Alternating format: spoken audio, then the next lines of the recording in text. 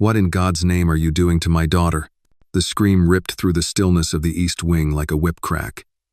Madison Harrington stood in the doorway of her daughter's bedroom, stunned, furious, and shaking. 12-year-old Aubrey sat on the edge of her bed, her face pale and streaked with tears. Blood stained her white pajama shorts. Kneeling beside her, Maya Williams, 29, calm but deeply concerned, was gently helping the child change into fresh clothes, her hands moving with steady care. "What did you do to her?" Madison shrieked, rushing forward. Maya rose quickly. "Mrs. Harrington, please, Aubrey just got her first period." She didn't understand what was happening. "You filthy liar," Madison barked, grabbing Aubrey and yanking her away. The girl cried out in protest, but Madison didn't notice. She turned back to Maya, eyes wild. "You disgusting savage, undressing my daughter in the middle of the night? Who the hell do you think you are?" "She was scared," Maya said, trying to keep her voice calm. "She thought she was dying. She asked me to help." But Madison was beyond reason. "I trusted you in my home, and this is how you repay us? Touching my daughter with your filthy hands, pretending to be part of this family?" Then crack. Her open palm hit Maya's face with such force that Maya's head snapped sideways. She gasped, stumbled, and braced herself against the dresser. Blood instantly bloomed from her split lip. "Mom, stop," Aubrey cried out. "She didn't hurt me." Madison ignored her. Her eyes locked onto Maya with venom. "You're finished. Get out." In the doorway, Richard Harrington had appeared, having just returned home. His sharp blue eyes swept the room, the blood on the floor, the scattered box of pads and tea, Maya's bleeding mouth, and his daughter's tear-streaked face. "What the hell happened here?" he demanded. "She assaulted our daughter," Madison snapped. "She was undressing her when I walked in, and now she's making excuses." "That's not true," Aubrey yelled. "She was helping me." "She was scared, sir," Maya said through her bloodied lip. "She didn't know it was her period. She needed help." "Ugh. Are you out of your mind?" Richard growled. "You think we'd believe that? You had no right to lay a hand on our child." "I was trying to protect her dignity," Maya said, barely audible. "She asked me not to tell you." "Pack your things," Richard said coldly. "You're done here." Maya stood frozen, blood dripping slowly down her chin. "Please, I need this job," she whispered. "My aunt's in the hospital. I send her every spare dollar I have. Please, just listen." But Madison's voice cut her off.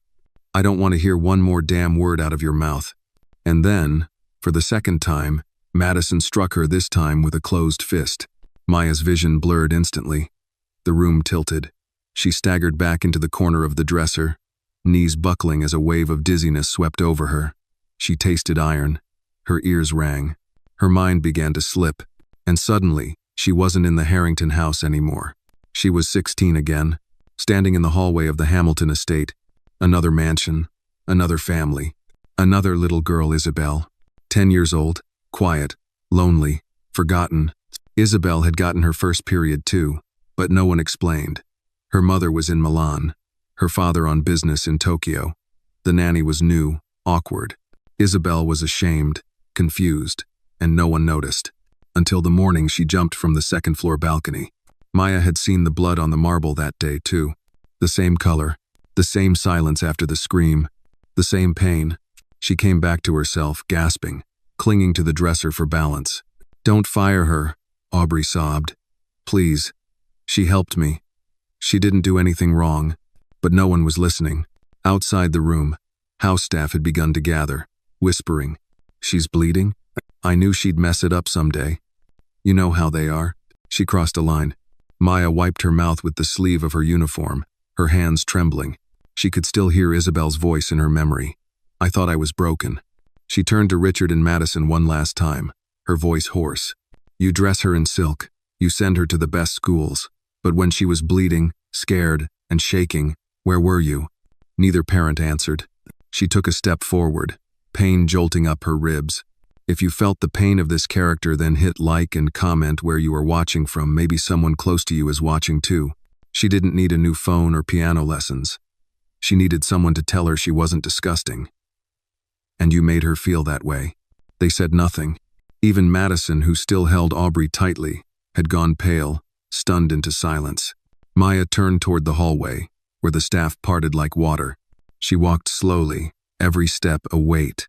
In the laundry room, she collapsed onto the bench. Her phone buzzed. Nurse Gloria, Street Mary's Oncology. Hi Maya, your aunt's condition is worsening. We need to begin second-phase treatment immediately. Insurance only covers 40%. Total cost will be $3,800. Maya closed her eyes, blood still on her lip, vision swimming. No job, no money, no home. She pressed her palms together, willing herself not to break. Not here, not now, but she still had one thing left to do. That night, under cover of darkness, Maya returned to Aubrey's room. The child looked up with red eyes and opened arms. Maya sat beside her and placed the pink box on the nightstand. It's all in here, she said softly. Everything you need, even chocolate. Aubrey clutched her hand. Please don't leave. I have to, Maya whispered. But you're going to be okay. Why didn't they believe me? Because sometimes adults are scared to admit when they fail their children, Maya said. But that's not your fault. She leaned forward and gently pressed her forehead to Aubrey's. You're not broken. You're becoming, she said. As Maya left, she passed the Harringtons sitting in silence in the great room. They didn't look at her, but her words had landed somewhere. And for the first time, they had to ask themselves what they were really afraid of. Because blood on silk wasn't the stain. Silence was. Maya stepped out into the autumn night with her suitcase dragging behind her, its tiny wheels clacking softly against the stone pathway leading away from the Harrington estate. The massive iron gate loomed ahead like a final judgment. Behind her, the house stood quiet, its towering windows dark, its ivy-covered walls unmoved by the storm it had just witnessed. Her lip was still split, her ribs ached from the blow, but none of that compared to the hollow burning in her chest. She didn't cry, not when she reached the edge of the estate, not when the night air bit into her skin like judgment, not even when her phone buzzed again. Nurse Gloria. Street Mary's Oncology. We'll hold the treatment plan until Friday, but we can't delay beyond that. I wish I had better news. Maya locked the screen and stuffed the phone deep into her coat pocket, as if burying it would quiet the noise inside her. She walked another mile in silence, refusing to call a cab. Every dollar counted now. Her breath puffed in little clouds as she passed gated driveways, stone lions guarding porches, and driveways littered with luxury vehicles. She didn't belong in their world, never had. She reached the edge of town just before midnight and found her way into a small corner diner, one of those 24-hour places with sticky floors and coffee that tasted like burnt second chances. The waitress didn't ask questions, just nodded at the bruise on Maya's cheek and poured her a hot cup. Maya sat in the booth, staring at her reflection in the window. Outside, her dark silhouette floated in the glass, eyes swollen, mouth still bleeding slightly. But it wasn't just her face she saw. It was Isabel's, the little girl with the blue bow and the quiet voice. Dead by 11. No one listened. No one looked past her silence. And now Aubrey. She buried her face in her hands and let out a long, shaking breath. The old fear crept in the one she thought she'd outrun, that she couldn't save anyone, that maybe she never had. Excuse me, are you okay, sweetheart? Maya looked up. The waitress, middle-aged, warm brown eyes lined with years of seeing too much, was standing beside her with a paper napkin. I've seen that look before, the woman said gently. Sometimes a girl just needs to be asked. Maya forced a smile, took the napkin. Thank you, I'm okay. Just had a rough night. You need a place to go? She asked, not judging. Maya hesitated. No, she said. I'll figure it out. The woman nodded. She didn't press. She poured another cup of coffee and left Maya alone with her silence. By morning, Maya had scraped together enough resolve to make a call. Not to a friend, not to the hospital, but to someone she hadn't spoken to in over a year. Hello? Came the voice on the other end, guarded but familiar. Clint, it's Maya. A pause, then a breath. Didn't expect to hear from you. I need work. Another pause. You still doing the day care consulting thing? Number, something more, private, discreet. Clint grunted. I might have something. Downtown. Nothing fancy. Old couple needs a housekeeper. Week to week. Pays cash. I'll take it. And just like that, the next chapter of Maya's life began without applause, without rest, just forward motion. Back at the Harrington estate, the silence after Maya's departure lingered like smoke. Aubrey didn't speak to her parents for 3 days.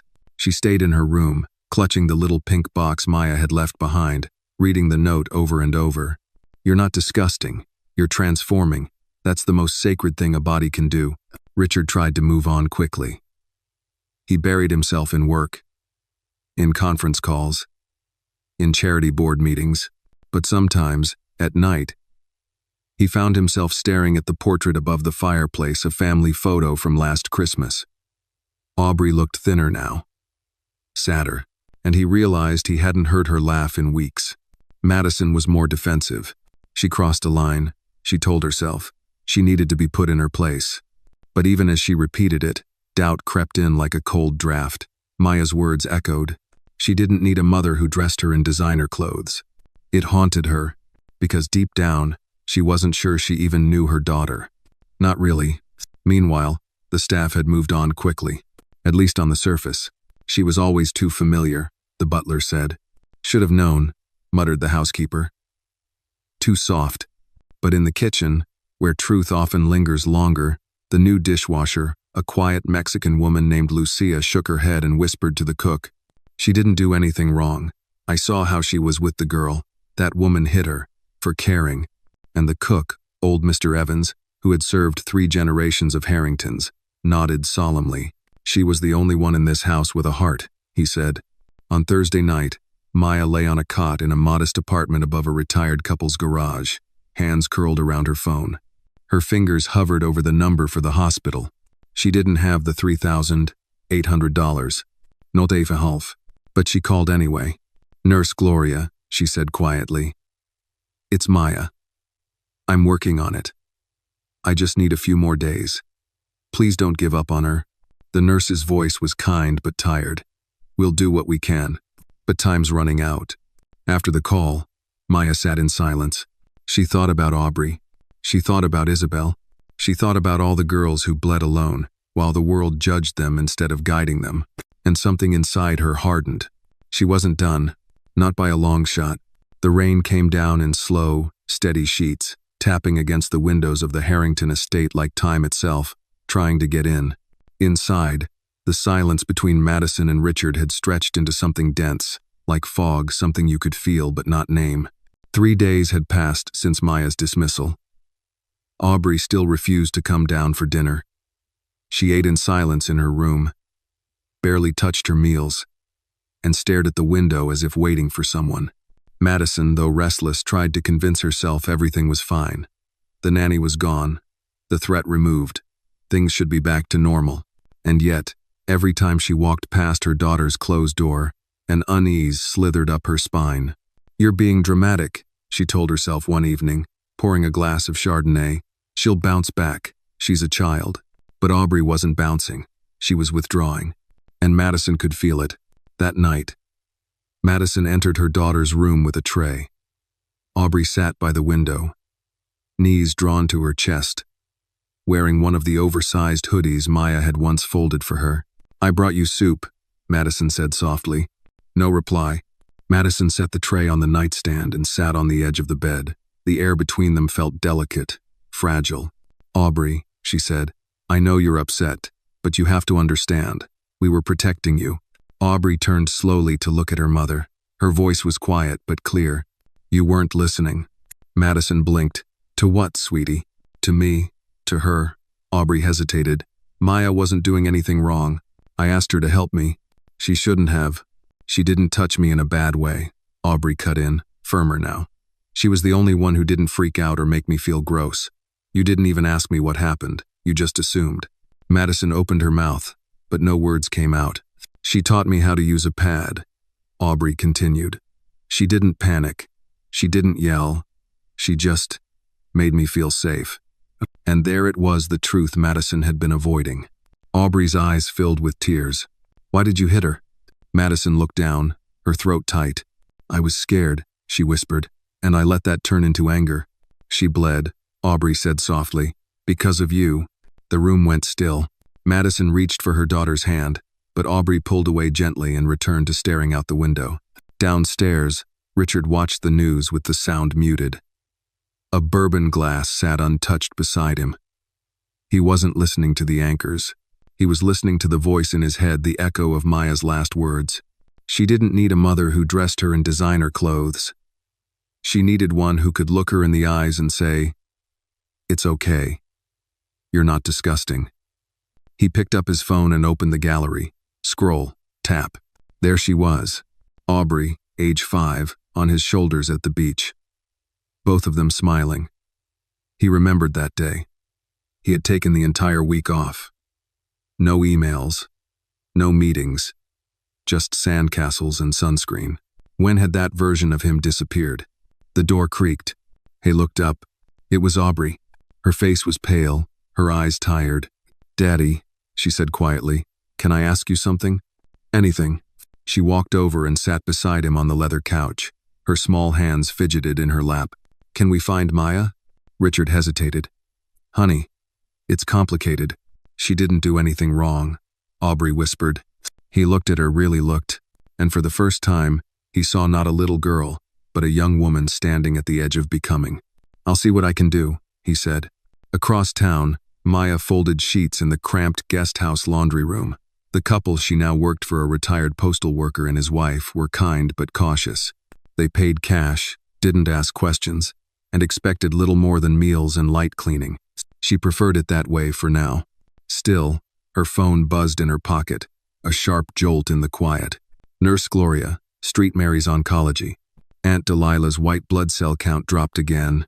"She's stable, but we need to start chemo by next week. I'm so sorry." Maya swallowed hard. She closed her eyes, then clicked over to her bank app. 413美元27美分. Nowhere close. She locked the screen and sat on the bed. Everything she had tried to build, the savings, the plan, the safety net, it had all unraveled so fast. A soft knock came at the door. It was Mr. Whitaker, her new employer. His eyes were kind but cautious. "Evening, Maya. There's someone here asking for you. Says she's a friend." Maya's stomach dropped. She followed him to the front porch, her heart pounding. There, standing in the drizzle, was Lucia, the quiet dishwasher from the Harrington estate. She held a small umbrella and wore a solemn expression. "Lucia?" Maya asked, surprised.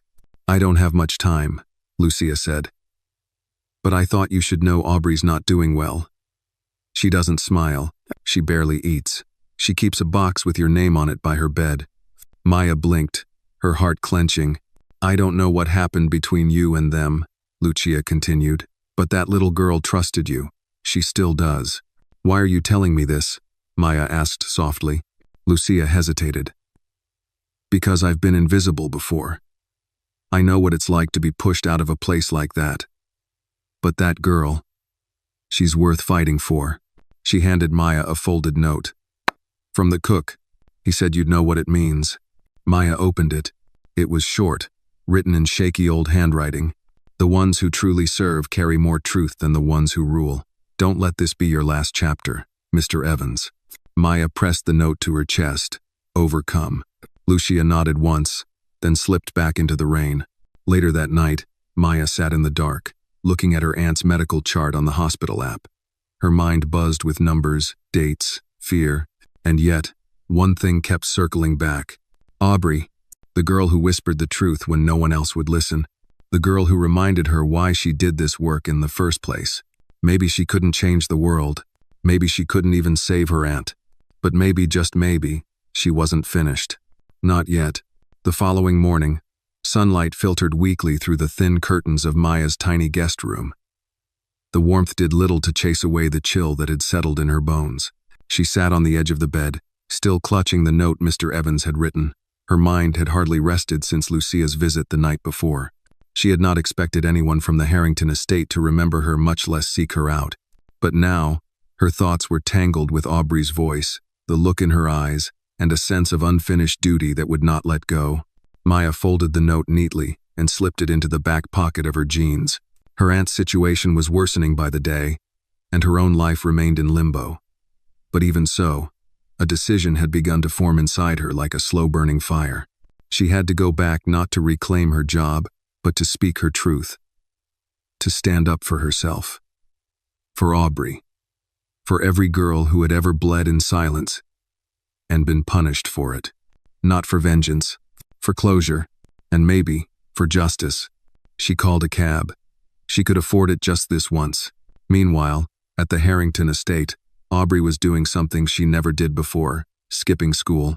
She had told the driver she felt sick, then barricaded herself in her room with her headphones on, playing the same song over and over again, one Maya had once danced to with her in the kitchen. She sat cross-legged on the floor, the pink box beside her. Flipping through a small stack of notes Maya had left behind, silly doodles, bedtime mantras, gentle reminders to drink water and believe in herself. A quiet knock interrupted her thoughts. "Aubrey, may I come in?" Richard's voice was muffled but calm. She didn't answer. The door creaked open anyway. He stepped inside, looking uncomfortable in his own home, as if he, too, didn't know how to belong anymore. "I spoke to some people this morning," he said carefully. "I tried to contact Maya." Aubrey's head snapped up. "Did you find her?" "I'm trying," he admitted. "But she's not answering her phone. And we don't exactly have a right to ask her to." Aubrey stood and walked to the window. "She didn't deserve what you did." "I know. Do you?" she asked quietly, not turning around. Richard sighed. "Sometimes being an adult means admitting when you've failed the people you love." There was a long silence between them. Then he added, "If I could take that night back, I would." But even as he said it, he knew it wasn't enough. Regret never was. Outside the estate, the cab pulled up along the gravel driveway. Maya stepped out slowly, every step toward the front door feeling heavier than the last. She was not the same woman who had left this house bleeding. She was bruised but no longer ashamed. She rang the doorbell. The butler opened it with surprise flashing across his face. His mouth opened, as if to speak, but Maya raised a hand gently. "I'm not here to stay," she said. "Just to speak. One time." He nodded, stepping aside. Madison was in the conservatory, sipping coffee and scrolling through emails on her tablet when the butler announced Maya's arrival. Her face went pale. "She what? Now?" "Yes, ma'am. She insists she'll only be a few minutes." "Do." Madison set the tablet down and rose, smoothing her blouse as she walked. Her heels clicked sharply against the tile as she entered the main hallway, and saw Maya standing there calm, unflinching, with something unreadable in her eyes. They stared at each other. "Maya," Madison said tightly. I won't take long," Maya interrupted, voice even. "I'm not here to beg. I'm not here to accuse. I just need you to hear me." Madison crossed her arms. "Fine, speak." "No." Maya took a breath. "That night, you saw blood and panic. I saw a child terrified of her own body. I've seen it before. I've watched what silence and shame can do to a girl. I wasn't going to let that happen again." Madison shifted uncomfortably. "I tried to reach her with kindness because I knew what would happen if no one did." Maya continued. "I didn't steal anything from you. I didn't try to be her mother. I tried to be human." Madison opened her mouth, but nothing came out. "Your daughter needed tenderness. She needed someone to explain that bleeding didn't make her disgusting, that it made her alive. You chose to see filth when all I did was comfort her." Madison's lips tightened. Her voice was lower now. "I thought I was protecting her." "You were protecting your fear," Maya replied, voice softer. "Not your daughter." The words landed like a quiet storm. Madison turned her face away. "I don't expect forgiveness," Maya added, "but I do expect truth." "No." There was a long pause. Then, for the first time, Madison's voice cracked. "I hit you," she whispered. "Twice." "You did," Maya said. "I shouldn't have." "No," Maya agreed. "You shouldn't have." Silence stretched again.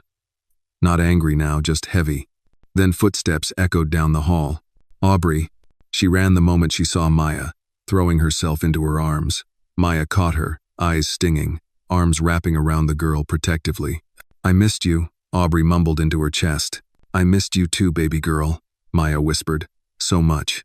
Richard appeared behind Aubrey, watching the reunion. His eyes locked with Maya's, and he gave the smallest of nods. "I'll wait in the kitchen," he said, and left. Madison stood there, arms still crossed, unmoving. Maya slowly pulled back from Aubrey. I can't stay. I know, the girl said. But I wanted you to know I never stopped believing you. Maya knelt down. You're braver than you think. She stood, turned toward Madison once more. You may never say sorry, Maya said quietly. But make sure you see her, from now on. Then she turned and walked away, her steps steady. Back in the cab, Maya exhaled for the first time in hours. She looked out the window, watching the estate grow smaller behind her. She didn't feel victorious, but she felt whole. Her phone buzzed. Nurse Gloria, Street Mary's Oncology. Good news. A donor just covered the cost of the first round of chemo anonymously. Looks like you have an angel watching out. Maya's breath caught. She looked out the window, smiling softly. Sometimes, justice doesn't come loud. Sometimes, it comes with a whisper. The following week passed with the quiet gravity of a shifting tide. Though the mansion stood unchanged on the outside, the atmosphere inside the Harrington estate was no longer the same. It wasn't something visible, nothing spoken aloud, but it lingered in the pauses between conversations, in the way Richard glanced more often toward his daughter, or how Madison hesitated before raising her voice. And in Aubrey, it was clearest of all. She was still quiet, still guarded, but something in her had begun to mend. Every morning, she made her bed without being told. Every evening, she wrote a line in a notebook Maya had once gifted her, etched in gold on the cover. What did you feel today? It became her ritual, a silent way of not letting the days blur together, a habit of listening to herself, something Maya had taught her without ever saying the words. Downstairs, the staff gossiped less and worked more. The cook, Mr. Evans, became noticeably colder toward Madison, and even the butler, who had once turned a blind eye to everything, now refused to meet her gaze. Change, it seemed, had seeped in like water through hairline cracks. Still, none of it was spoken aloud.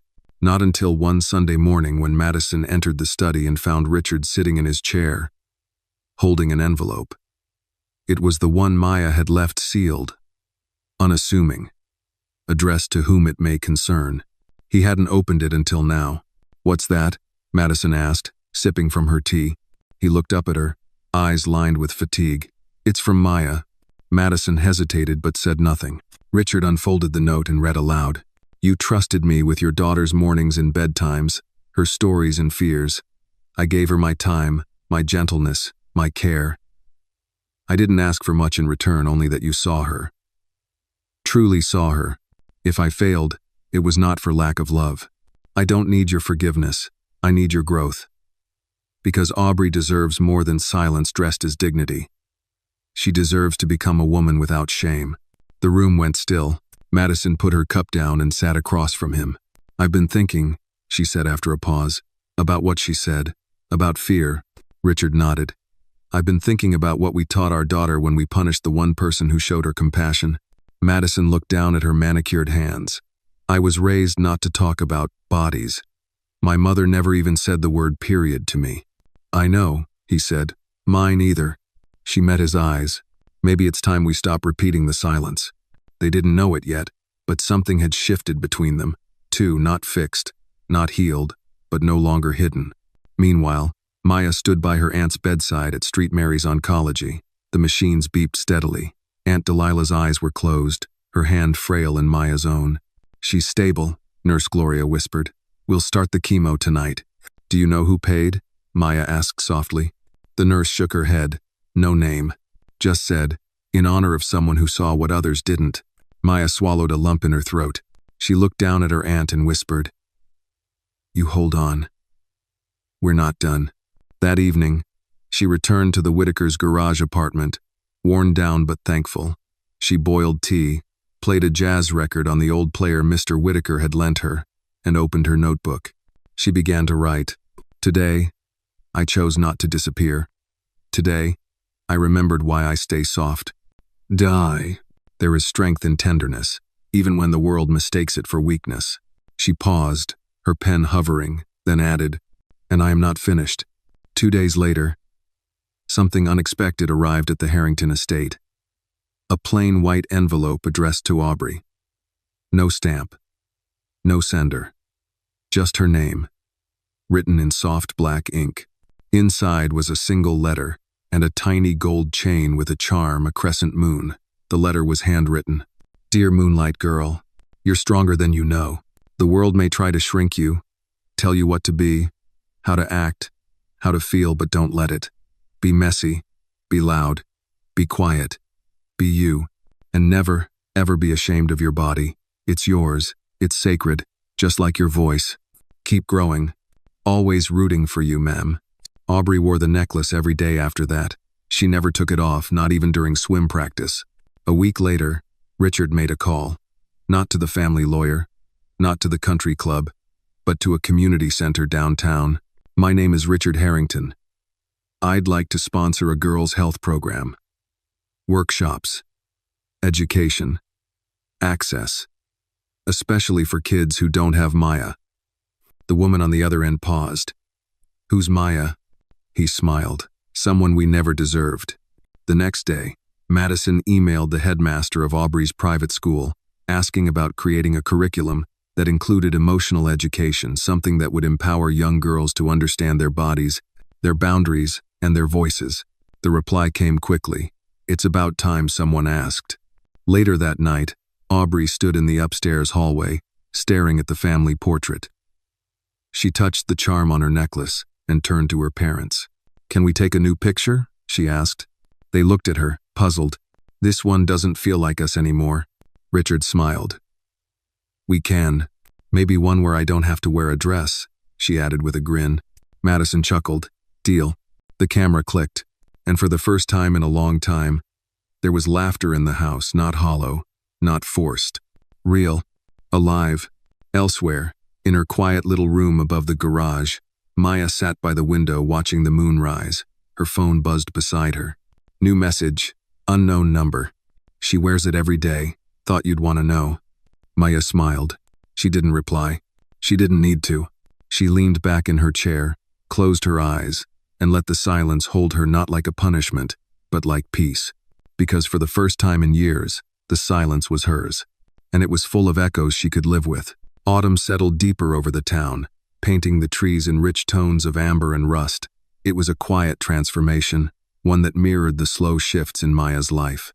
The leaves didn't fall all at once. They let go when they were ready. So did she.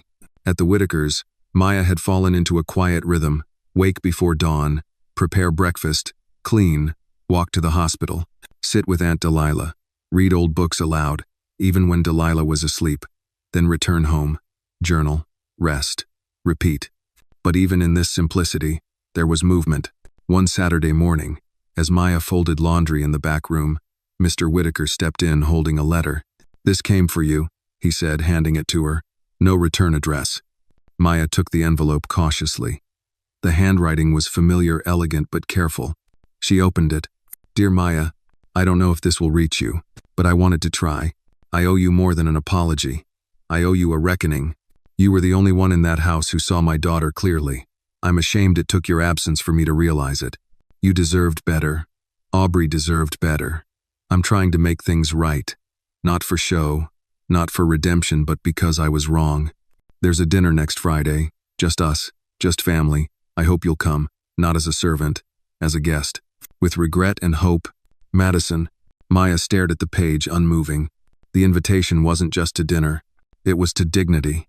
Back at the Harrington estate, the dining room was being transformed, not with lavish flowers or golden place settings, but with something simpler: wooden name cards, cloth napkins, and an empty seat at the head of the table opposite Richard. A seat for Maya. Aubrey helped set the table herself, carefully placing Maya's name at the chair beside hers. The gesture, simple as it was, sent a message no decorator could match. That night, the estate didn't feel like a fortress. It felt like a place waiting to earn back trust. Friday arrived under soft clouds and a golden sunset. Maya stood in front of the mirror in the Whitakers' hallway, brushing the sides of her modest navy blue dress. Her hands trembled slightly, not with fear, something more complex, something like grief meeting grace. Mrs. Whitaker handed her a small silver necklace. It was mine, she said gently, from my first proper job interview. Thought you might want something to hold on to tonight. Maya blinked back emotion. Thank you. She left early, choosing to walk part of the way. She needed the air, the time. Her heels tapped softly on the sidewalk, the streets glowing orange under old street lamps. By the time she reached the Harrington gate, she had rehearsed 100 things she might say and forgotten them all. The butler greeted her with an awkward smile. "Miss Williams, welcome back." Miss Williams, not the help, not the maid. She stepped inside, her footsteps echoing off the marble. Richard met her in the foyer. "Maya," he said quietly, "thank you for coming." She nodded once. "I wasn't sure I would. I wasn't sure we deserved to ask," he said, not defensively, but with humility. He extended his hand. She shook it. They entered the dining room together. The scene was simple. Aubrey, already seated, beamed when she saw Maya. Madison stood behind her chair, clearly nervous, wringing a linen napkin in her hands. "Maya," she began, voice soft but steady. "Thank you for accepting our invitation." "I almost didn't," Maya replied honestly, taking her seat. "But then I thought about Aubrey." Madison nodded, sitting across from her. "She talks about you every day." The meal began slowly. Quiet conversation, clumsy small talk. Madison apologized again, this time directly. No rehearsed speeches, just raw truth. "I've spent my life confusing control with care," she said, "and I'm trying to unlearn that." Maya listened. She didn't rush to forgive. She let the silence speak for her where words couldn't. Then, over dessert, Aubrey asked the question no one expected. "Maya, can I visit your aunt with you sometime?" The room paused. Maya looked at her carefully. "Why?" "Because you were there for me," Aubrey said. "And maybe I can be there for someone too." "No." Maya's throat tightened. She nodded. She'd like that. Later that night, as the dishes were cleared and coats collected, Madison walked Maya to the door. "I don't expect us to become friends," Madison said. "But I hope this can be a beginning." Maya considered her. "I don't need a beginning," she said. "But I'll accept a better ending." She stepped out into the night. And this time, she didn't feel like she was walking away. She felt like she was walking forward. The following Monday, Maya returned to her job with the Whitakers. But something inside her had shifted. She found herself humming while sweeping, laughing more, sleeping better. That week, she mailed in a volunteer application to the community center downtown. When the coordinator called her back, she said, "We're looking for women like you, women who've been through fire and still choose kindness." Maya smiled into the phone. "Then I'm yours." Across town, in a third-floor apartment of a modest building, a group of teenage girls sat in a circle, legs crossed, each holding a journal. A new program had begun, funded by the Harrington Foundation, facilitated by a woman named Gloria, inspired by a story that was once almost silenced. And every Tuesday, they gathered to write, to speak, and to bleed in ways the world had told them to hide. On the whiteboard above them were 3 words, written in red ink: tender, brave, unbroken. They didn't know Maya by name, but they were already living the legacy she had left behind. And sometimes, that's enough. The air was crisp that morning, the kind of autumn chill that carried memory in its breath. Maya stood at the bus stop outside street, Mary's Oncology, her hands wrapped around a paper coffee cup that had long since gone cold. She wasn't waiting for the bus. She just needed a moment, a space between past and future where she could breathe. Aunt Delilah had finished her 3rd round of chemotherapy. Her body was weak, her hair thinner, but her spirit hadn't dimmed. If anything, it glowed brighter, fierce, and stubborn. "I'm not leaving you just yet," she had whispered to Maya the night before, her voice hoarse. "God still has gossip to hear from me." Maya smiled at the memory. Her aunt always found a way to make dying sound like an inconvenience. The sky above was slate gray, and the wind nudged against her coat like a child asking to be noticed. Maya pulled the collar tighter around her neck. Then her phone buzzed. New message. "Aubrey. Hey. Mom says I can visit your aunt next week. Is that okay? I got her a scarf. Hope she likes blue." Maya stared at the screen, a soft warmth blooming in her chest. She typed back, "She loves blue, especially on brave girls." A minute later, a second message came through. "Aubrey, I'm doing my school project on women who change the world. I picked you. Maya closed her eyes, the tears coming without warning. She laughed softly, brushing them away with her sleeve.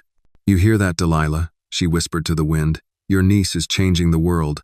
At the Harrington estate, Madison stood in front of the hallway mirror, adjusting her scarf for the third time. She had an appointment that morning with the school's new Emotional Development Committee, a program she'd helped initiate after Maya's visit. It was her first public appearance tied to something real. Not charity galas or curated fundraisers. Not the performance of generosity, but the messy, uncomfortable work of confronting old beliefs. "You okay?" Richard asked, stepping into the hallway. Madison turned to face him, nervous, but in a good way. "No, you're doing the right thing," he said, placing a hand gently on her shoulder. She gave a small nod. "We let someone else carry the weight for too long. Time we picked it up ourselves." Richard watched her leave, feeling something he hadn't in a long time, pride uncoated by ego. Upstairs, Aubrey sat at her desk, staring at a blank page in her journal. Then slowly, she wrote, "I used to think strength was something loud, something sharp, but Maya taught me that sometimes it's quiet, soft, like hands that clean up blood without asking for thanks, like walking away instead of screaming, like staying kind, even when the world calls you weak." That evening, Maya visited the community center for the first time as a volunteer. The place smelled of old wood, coffee, and fresh paint. In the main hall, a group of teenage girls sat in a circle, chatting, laughing. The moment Maya entered, the room quieted not out of fear, but respect. Gloria, the program coordinator, greeted her with a warm hug. "Ladies," she said, "this is Maya Williams. She'll be joining us each Thursday." A girl with box braids raised her hand. "Is it true you used to work for rich people?" The group giggled. Maya grinned. "It's true. I've folded more silk pajamas than I care to admit." Another girl asked, "Why'd you stop?" Maya looked around the room at the young eyes watching her, waiting, hoping. "Because someone needed to learn how to be a mother," she said, "and someone else needed to remember she was a daughter." The room fell silent. Then one of the girls whispered, "That's deep." Maya laughed. "And now I'm here, not to teach you how to be anyone but yourselves." For the next hour, they wrote. Then they read their words aloud. Some shaky, some angry, some beautifully broken, but all of it true. And Maya, seated in their circle, realized something that surprised her. She wasn't healing alone anymore. She was healing with others. Later that night, as she walked home beneath the street lamps, Maya passed a bench where a man sat hunched over, head in his hands. She almost kept walking. Almost. But something in his posture, familiar and defeated, made her pause. "Sir?" she asked gently. "Are you all right?" He looked up. His face was weathered, eyes bloodshot. "Lost my job last week. Wife left before that. I got nothing left." Maya sat down beside him.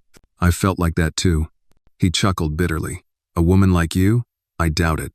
She smiled sadly. "I was homeless once. Got fired from a place I gave everything to. Was blamed for something I didn't do." He stared at her. "And I kept waking up," she said. "That's all. Just kept waking up." He looked away, silent. She reached into her bag, pulled out a granola bar and a $5 bill. "It's not much, but it's enough for a hot drink. Or a phone call." He took it slowly. "Thank you." "Die." Maya stood. "We're never as alone as we think." And she kept walking, into the night, the echo of her own words holding her upright. Back in her small room above the garage, Maya lit a candle and opened her journal. "Today I gave what little I had to someone who needed it more. And it didn't make me smaller. It made me lighter. Maybe healing isn't about getting back what you lost. Maybe it's about giving away what you've gained. Kindness, courage, clarity. I'm not just surviving anymore. I'm becoming." Outside her window, the wind stirred the trees. And in the quiet of her space, surrounded by memories and hope, Maya Williams finally exhaled. It was a quiet Sunday morning when Maya received the email that would change the course of her next chapter. She was sitting at the small kitchen table in the Whitaker's garage apartment, sipping coffee and going over her volunteer notes from the community center. When the notification pinged, she clicked without thinking. Subject: Speaking Opportunity, Women's Voices Summit. From Gloria Martinez. To Maya Williams. Maya, the statewide Women's Voices Summit is looking for keynote speakers, women with stories that move, teach, and heal. I submitted your name. They want to hear from you. You'd speak on the second day. 20 minutes. Theme: The Strength of Softness. Think about it. Gee. Maya stared at the screen, heart racing. A speaking engagement? Her? She was a former housekeeper, a woman who'd once scrubbed blood from a child's pajamas while being accused of harm. What did she have to offer a room full of professionals, academics, activists? And yet, her fingers hovered over the keys. A soft voice echoed in her mind. You're stronger than you know. She clicked reply. Yes, I'll do it. The week flew by in a flurry of emotion and preparation. Gloria helped her craft an outline. The girls at the community center offered support in the form of sticky notes and glitter pens. Mrs. Whitaker bought her a new blouse, deep maroon with soft sleeves. You wear this, and no one will doubt you belong, she said with a smile. But still, nerves clung to Maya like fog. What if she froze? What if she cried? What if no one listened? That Friday, the night before the summit, she found herself pacing her room, notebook in hand, rehearsing the words she had written and rewritten. I am not here because I conquered the world. I am here because I chose not to disappear when the world tried to erase me. She paused, then crossed it out. Too dramatic. She tried again. There is power in the hands that clean, in the backs that bend, in the voices that shake. Better. Maybe. She sighed and leaned back against the bed frame. God, she whispered. Just let me say what needs to be said. The next morning dawned clear and gold. The summit was held in a repurposed train station turned civic hall. The kind of space where stories clung to the walls and ceilings seemed to breathe. Maya arrived early, her name badge pinned carefully over her chest. A volunteer usher directed her to the green room. 15 minutes till you're on, he said. You good? I will be, Maya replied. She stood before the backstage mirror, adjusting her blouse, breathing in through her nose and out through her mouth. Just beyond the curtains, the host was introducing her. Our next speaker is someone who embodies the very heart of this summit's mission. A woman whose quiet courage has changed more lives than she knows. Please welcome Maya Williams. Applause. Maya stepped out onto the stage, blinded momentarily by the lights, then focused on the rows of faces staring up at her strangers. All of them, but somehow not. She took a breath and began. When I was 8 years old, I watched my mother scrub blood out of a stranger's sheets and pretend she didn't see the bruises on the girl who slept there. The room hushed. I learned early that some women clean more than homes. They clean shame. They mop silence. She paused, voice steady. I became one of them. She told the story of Aubrey not naming names, not revealing details, but painting the emotion. A child bleeding for the first time, afraid. A woman blamed for helping. A moment where tenderness was mistaken for trespass. I didn't set out to be brave, she said. I just refused to let someone feel alone the way I once did. A few people wiped their eyes. A woman in the third row nodded slowly, hand over her heart. I stand here not as a hero, Maya said, but as proof that soft things endure. That kindness, though quiet, echoes longer than cruelty ever will. Applause rose again, this time not polite, but reverent, real. She stepped down, heart pounding, hands trembling, but lighter than she had felt in years. After the summit, a young woman approached her near the exit. My name's Tanya, she said. I had a teacher like you once. No one listened to her either, but she changed my life. Maya smiled gently. Then you carry part of her forward. Tanya nodded, eyes glossy. Thank you for reminding me. Back at home, Maya received an unexpected letter in the mail. It was written in blocky, uneven handwriting. Dear Miss Maya, you don't know me, but I'm one of the girls from the group you started at the center. I used to think bleeding made me dirty. Now I think it makes me strong. I told my mom about it too. We cried together. She said no one ever told her the stuff you told us. Thank you for making us feel seen. Love, Chiara, Aje Trece. Maya folded the letter carefully, placed it into her journal. She didn't need trophies. She didn't need headlines. She had this. That evening, she walked to the hospital as usual. Aunt Delilah was awake, sitting up, her voice stronger. "You on the news yet?" Delilah teased. "Not yet. Better hurry. I want to brag before I go." Maya grinned. "You're not going anywhere, old lady." "No." They laughed, their fingers intertwined. The room smelled of lavender and sanitizer, the hum of machines a background song. "You know," Delilah said, eyes twinkling, "I used to pray you'd find your place. I didn't know it would be standing on a stage with all those people clapping."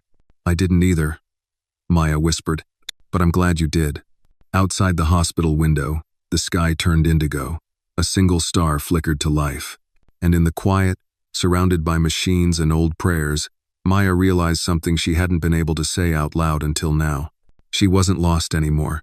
She was home in her truth, in her work, in her worth. And this time, she wasn't cleaning someone else's mess. She was building something of her own. It was supposed to be a peaceful weekend. For once, the world seemed to have slowed just enough for Maya to breathe deeply without bracing for the next blow. The autumn leaves outside the hospital fluttered like applause. And Delilah's latest test results had come back with encouraging news.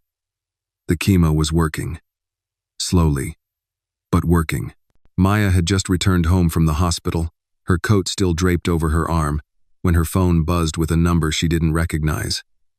She almost ignored it, but something inside her told her to answer. "Hello?" A voice on the other end hesitated before speaking. Male, sharp, but with a professional polish. "Miss Maya Williams?" "Yes. Who's calling?" "This is Detective James Collins, with the Metro Police Department. I need to ask you a few questions regarding a case we're reopening. It involves your former employer, the Harrington family." Maya's stomach dropped. "I'm sorry. What kind of case?" "Assault. Accusations were made at the time, but charges were never filed. We received an anonymous letter last week urging us to reinvestigate the events surrounding your termination." Her heart thudded in her ears. I never filed anything. I understand that. But we now have new information. And your name is central to the inquiry." Silence filled the line. Then Maya asked the only thing she could. "Do I need a lawyer?" "I can't give legal advice," the detective replied, "but I suggest you come in for a voluntary interview." The next morning, Maya sat stiffly in a gray-walled room downtown, across from Detective Collins. He looked at her not with suspicion, but with measured curiosity. Like someone looking through a foggy window trying to make out the figure on the other side. "Can you walk me through the events of the evening you were dismissed from the Harrington estate?" he asked, voice steady. Maya hesitated, then told him everything. Not just the blood on the pajamas. Not just the slap. Everything. Aubrey's fear. Madison's rage. Richard's cold dismissal. Her pleas. Her silence. "And you didn't press charges?" Collins asked. "I didn't think anyone would believe me." Maya replied, eyes low. "They were powerful. I was. Disposable."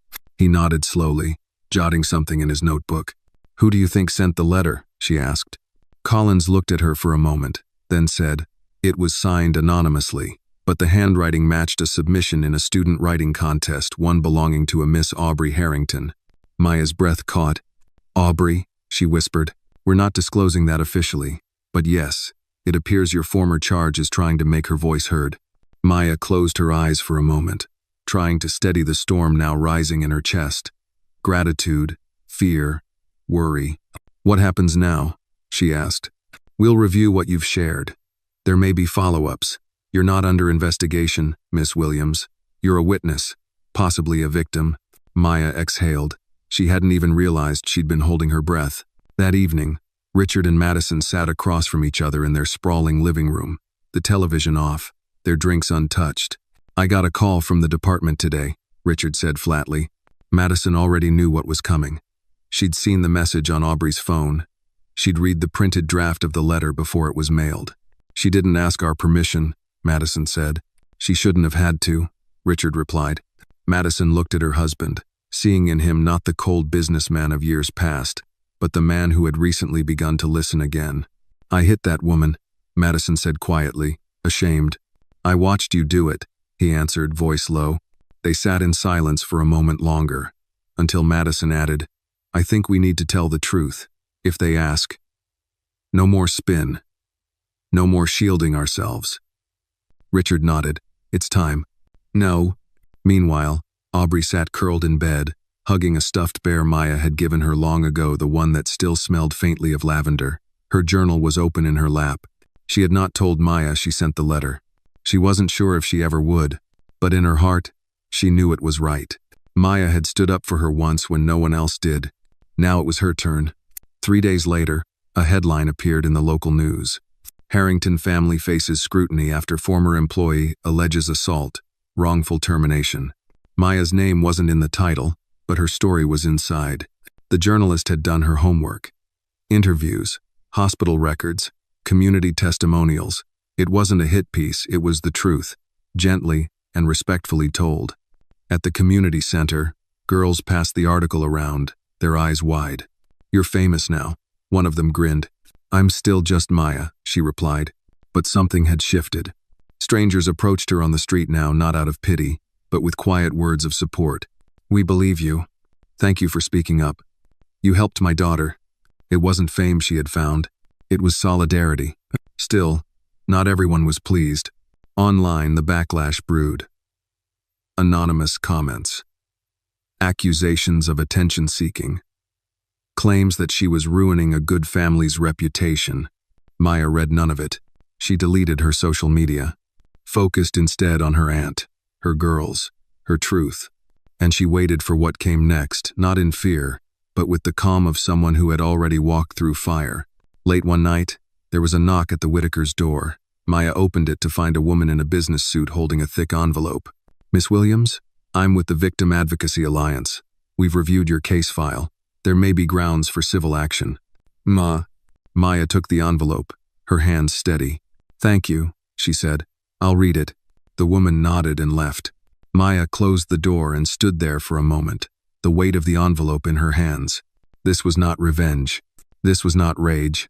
It was responsibility to herself and to others who would never get the chance to speak. She didn't know what she would decide, but for the first time, she knew the choice was hers. And that made all the difference. Maya sat at the edge of her bed, the envelope from the Victim Advocacy Alliance resting on her lap like an unopened confession. The air in the room was still, heavy, as though the walls themselves were waiting to hear her decision. She had read every word inside that envelope twice. There were clear paths forward. Options, legal representation, possibilities for justice, but also risks. Public scrutiny, depositions, headlines that might drag her name through the mud again. And yet, despite the warnings, Maya wasn't afraid. Not in the way she used to be. She reached for her phone and dialed a number she'd avoided until now. Hello? Aubrey? Maya's voice was soft but steady. A pause. Then the girl answered. Maya. I didn't think you'd call. I got your letter, Maya said, her voice catching. The one you sent to the police. Aubrey hesitated. I didn't want you to get hurt again, but I also couldn't pretend anymore. What they did to you wasn't right. No, Maya closed her eyes. You were brave, braver than I ever expected. I just wanted to do something that mattered. You did, Maya whispered. You really did. There was silence for a moment. Then Aubrey asked, Are you going to sue them? I don't know yet, Maya admitted. But if I do, it won't be for revenge. Then what for? For the next girl, Maya said. The one who won't get a letter written on her behalf. At the Harrington estate, the mood had grown tense and uncertain. Madison walked the long hallway to her home office, phone in hand, scrolling through headlines and emails. The media firestorm had arrived in waves, some critical, others surprisingly supportive. Several women from Madison's own social circle had reached out privately confessing their own silent moments of cruelty, of looking away, of complicity. She had cried after reading one message from a fellow philanthropist. You took the fall for all of us who were too proud to admit we failed as mothers, as employers, as women. Richard had remained mostly silent, absorbed in legal meetings and phone calls with the family's crisis team, but his face had changed, no longer angry, just tired, a man waking up to his own reflection. That afternoon, the Harringtons sat down together at the long kitchen table with Aubrey, something they hadn't done in weeks. "We need to talk," Madison said gently. Aubrey stared at her plate, silent. "We're not angry with you," Richard added. "We're trying to understand." "I didn't do it to punish you," Aubrey said without looking up. "I did it because someone had to tell the truth." "We know," Madison whispered, "and we're listening now." Aubrey finally looked at them, her young face steady. "Maya taught me what it means to stand for something. I want to be like her." Madison's eyes filled with tears. "So do I." The following week, Maya sat across from a lawyer named Janet Moore in a modest downtown office filled with plants and warm lighting.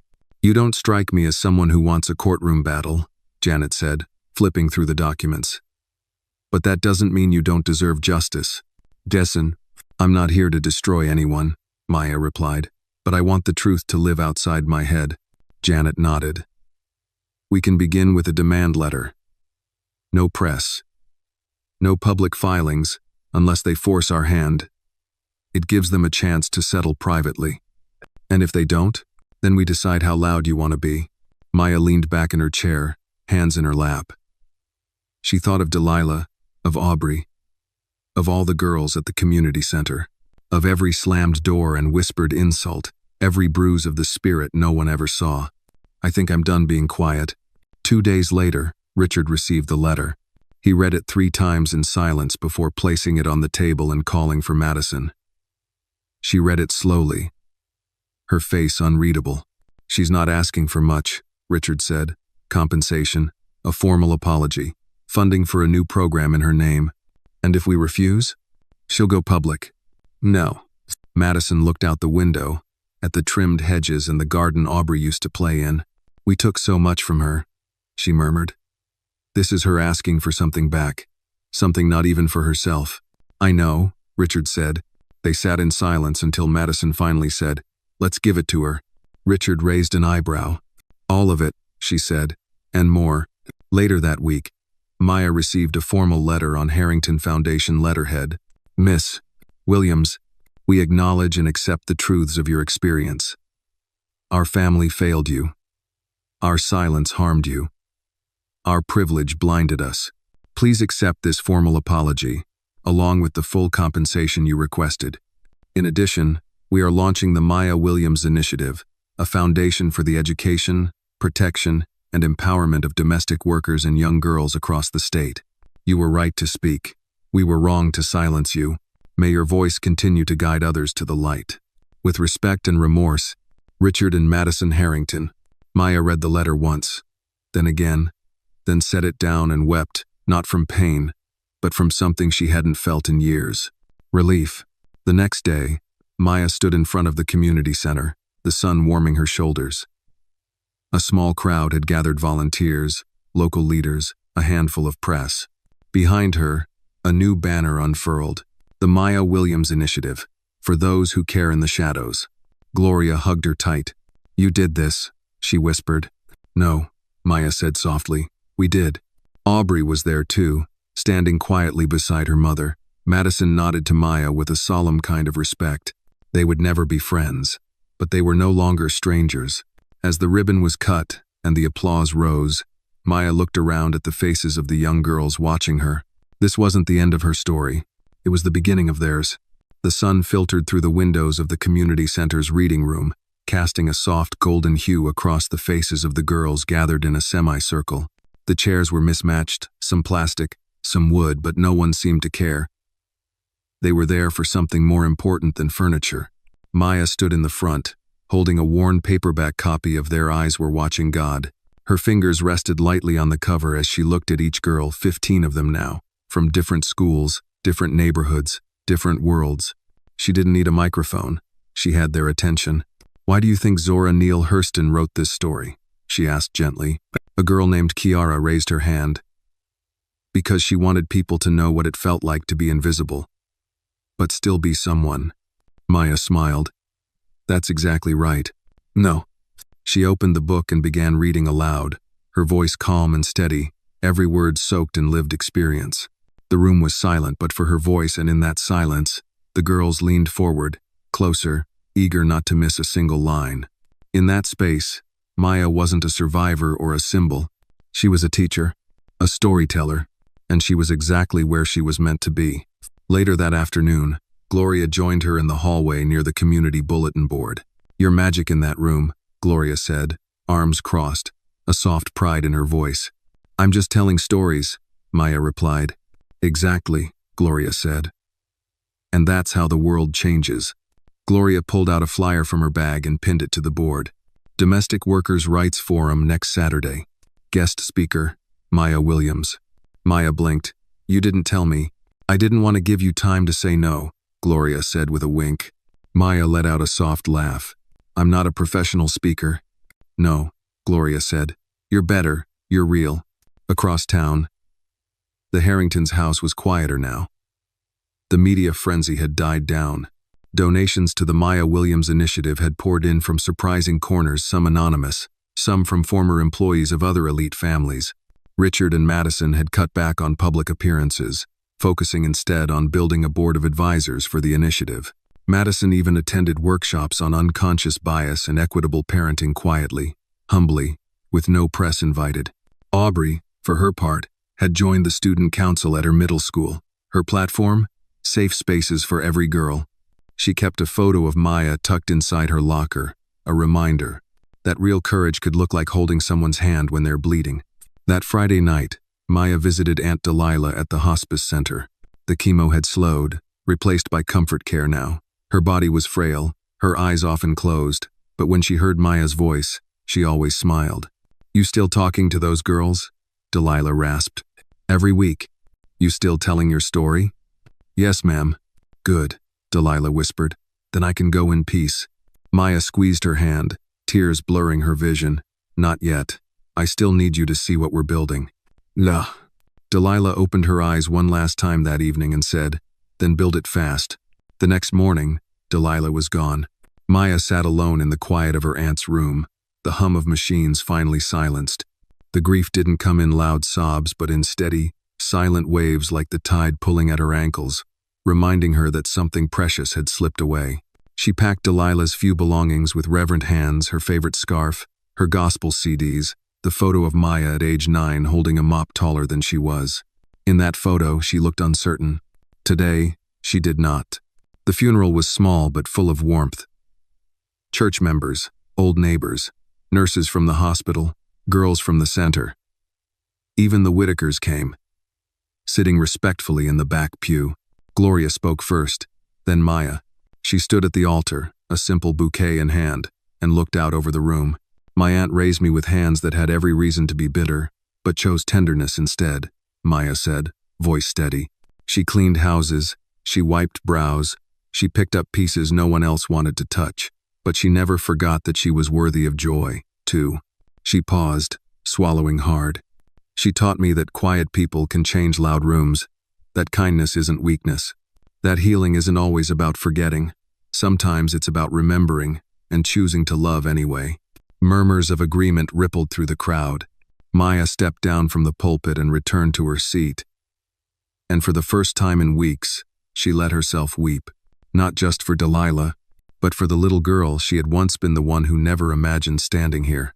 Back at the community center, the girls surprised her the following week with a mural painted on the back wall.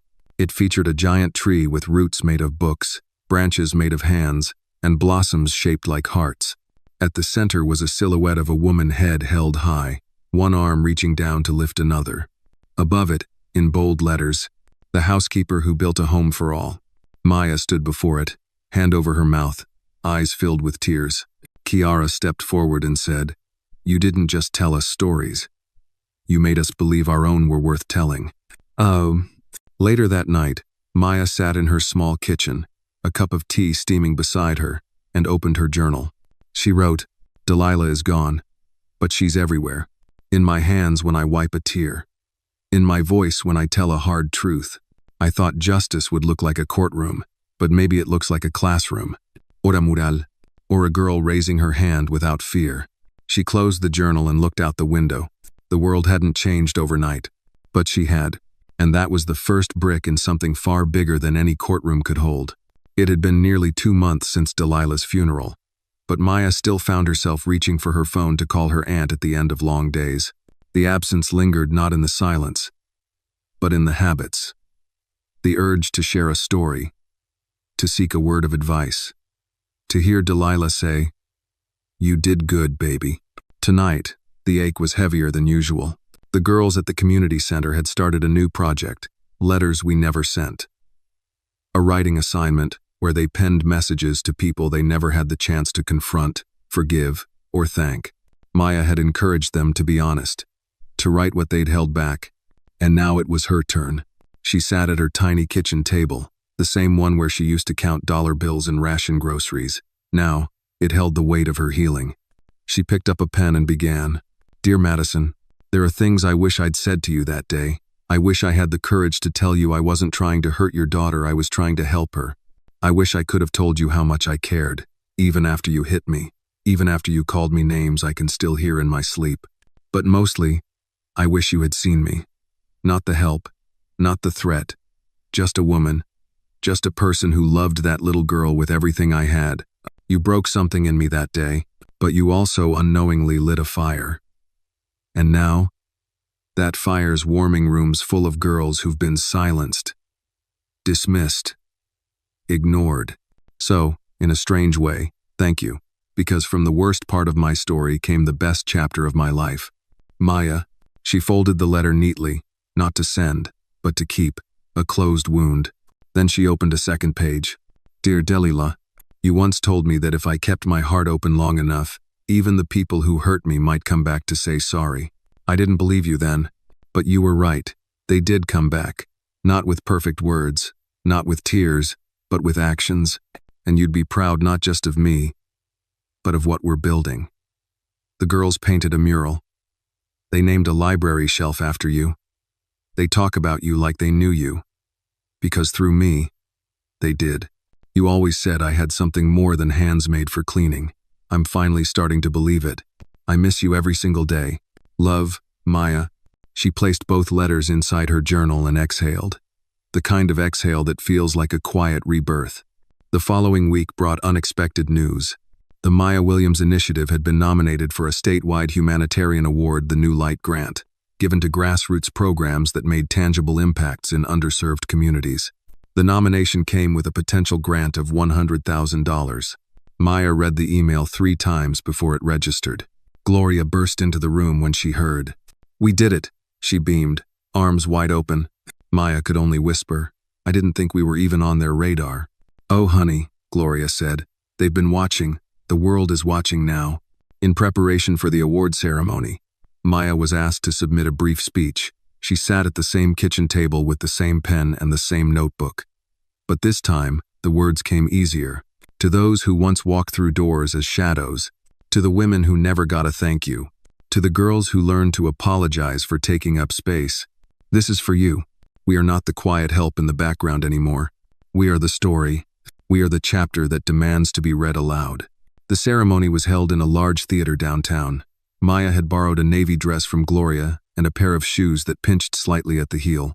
She laughed softly, thinking of Delilah, who once told her, "If the shoes don't hurt, they ain't for special occasions." As she stepped onto the stage, she could see familiar faces in the crowd: Kiara, Aubrey, Mrs. Whitaker, even the lawyer Janet, who gave her a discreet thumbs up from the second row. Madison was there too, sitting quietly in the back, next to Richard. Maya took her place at the podium and looked out over the sea of faces. This time she wasn't nervous. She wasn't shrinking. She was steady, rooted, whole. "I used to think my story didn't matter," she began, "that it was too small, too ordinary. But the truth is, stories like mine are everywhere, and they deserve to be heard, especially by those who never had the chance to tell theirs."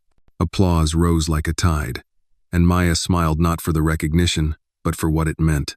Validation, not just for her pain, but for her strength. After the ceremony, Maya stood in the hallway, greeting people, accepting quiet words of thanks. That's when Madison approached. She looked older than Maya remembered, not in years, but in the way a person looks after seeing themselves clearly for the first time. "I read your letter," Madison said quietly. Maya blinked. "You how?" "Aubrey found it in your journal. She asked if she could share it with me. Maya hesitated. I didn't write it for you to read. I know, Madison said, but I'm glad I did. I needed to. They stood in silence for a long moment. Then Madison added, thank you for being better than I was, for not letting it turn you cold. Maya looked at her, not with bitterness, but with calm understanding. I couldn't afford to be cold, she said. Too many girls would have frozen. Madison nodded, eyes damp. Then quietly, she walked away. Not for good. But maybe. Finally. In the right direction. That night, Maya returned home to find a box on her doorstep. No note, no sender. Inside were dozens of handwritten letters from girls at the community center, parents, strangers, even former domestic workers who had heard her story. Every one of them ended the same way. You made me feel seen. She sat on her floor, reading until sunrise. Letter after letter, tear after tear, and in the soft light of morning, Maya whispered, I see you too. The morning after the award ceremony, Maya stood on the front porch of the community center with a cup of black coffee in hand, watching the sun stretch over the rooftops. The warmth of the cup reminded her she was still here, still alive, still moving, still needed. Everything had changed, and yet, the ache inside her hadn't disappeared. It had only deepened into something quieter, something harder to name. The letters in the mystery box from the night before now sat on her kitchen table, bound gently in string. Some were messy, others neat. Some full of pain, others drenched in gratitude. One in particular had struck her hardest. I worked for them for 14 years. They never once said my name in front of guests. Thank you for saying yours loud enough for us all. It had no signature, but Maya knew that voice. She had carried it in her heart for years. The invisible. Today, she was scheduled to return to the Harrington estate.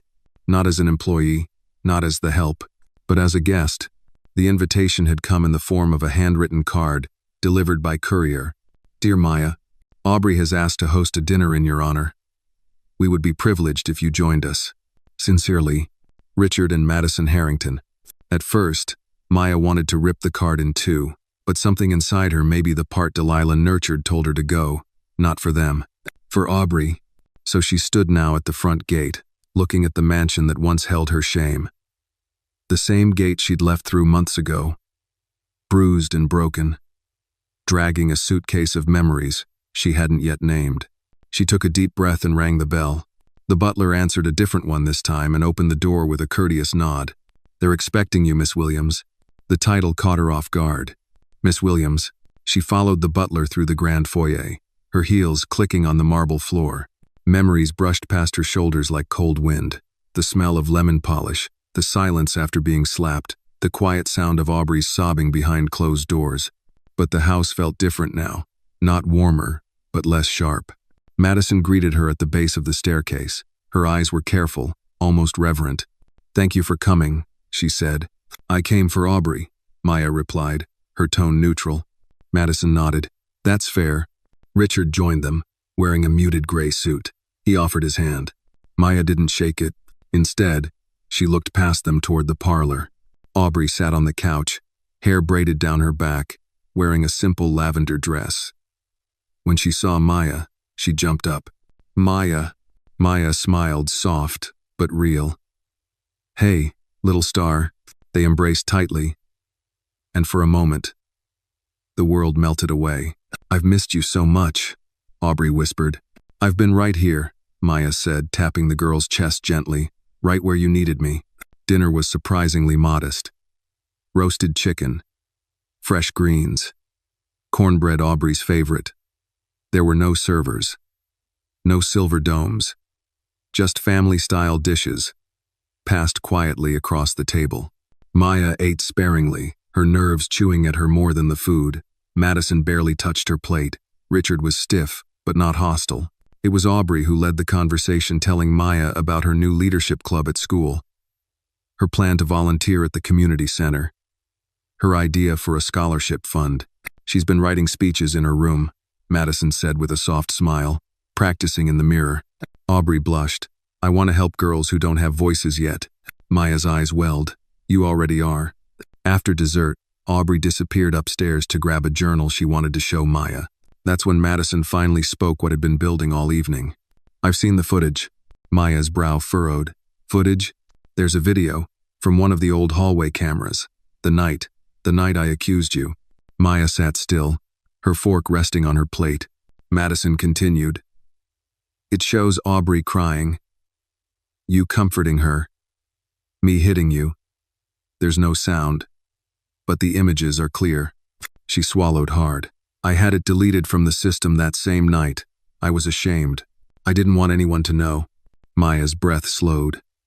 You covered it up. Yes, Madison said, voice cracking. And now I've restored it. I gave it to the Victim Advocacy Alliance. You can do what you want with it. Richard nodded. It's yours now. For a long moment, Maya said nothing. Then she whispered, Why now? Because hiding it never healed me, Madison said. It only protected my pride, and you've already lost enough to my pride. Maya stood from the table, unsure what to feel. Gratitude? Anger? Both? I don't need revenge, she said softly, but I do need honesty. Then I'll keep telling it, Madison promised. Maya gave a slow nod. Then maybe this house won't haunt me anymore. Later that evening, as Maya stepped out into the cool air, Aubrey ran up behind her. Wait, the girl said, breathless. I wanted to give you this. She handed Maya a small envelope. Inside was a drawing Maya, standing at the community center, surrounded by girls with wings. Aubrey smiled. You gave us flight. Maya knelt and kissed her forehead. You were never meant to crawl. That night, Maya sat at her kitchen table again, the table where healing always began. She placed the drawing next to her journal and opened her laptop. The video file sat there, unopened. Her finger hovered over it. Then she closed the screen. Some ghosts deserve to be seen, but not all of them need to stay. The first rain of spring tapped gently on the windows of the community center, a steady rhythm like fingers drumming on old memories. Maya stood by the glass, watching the street turn slick with reflections, headlights bending like soft memories, puddles swallowing the sky. The room behind her buzzed with quiet activity. The girls were preparing for their first public storytelling event. A program Maya had dreamed up months ago but never imagined would come to life so quickly. Speak loud, stand tall, was written in colorful letters across the back wall, and folding chairs had been set in rows facing the makeshift stage. Maya clutched a clipboard in one hand and a cup of lukewarm coffee in the other. She wasn't performing tonight, this was for them. But somehow, the nerves danced in her stomach as though she'd be the one behind the mic. Miss Maya, Kiara whispered, walking up beside her. Can I still read my piece even if I start crying? Maya knelt to meet her eyes. You can cry the whole way through, baby. Just don't stop speaking. Kiara smiled nervously. What if they don't clap? They will, Maya said. And even if they don't, you'll have already won. Kiara nodded and returned to her seat. Gloria approached with a clipboard of her own. We've got 12 girls ready to speak tonight. 4 parents showed up early. A city councilwoman sitting in the third row, pretending not to take notes. Maya raised an eyebrow. Councilwoman James? The very one, Gloria confirmed. Word's gotten out. People are paying attention. Maya looked around the room and took it in. Not just the space, but the feeling. This was more than a center now. It was a sanctuary. A home for every voice that had ever been told to whisper. By the time the first speaker stepped up to the mic, the room had filled. Parents, teachers, neighbors, even a few reporters Maya hadn't invited. Kiara was third on the list. She stepped up with shaking hands. Her piece folded neatly in a lavender envelope. She unfolded it slowly, her voice cracking at the first line. I used to think my name was Hey Girl. The room fell still.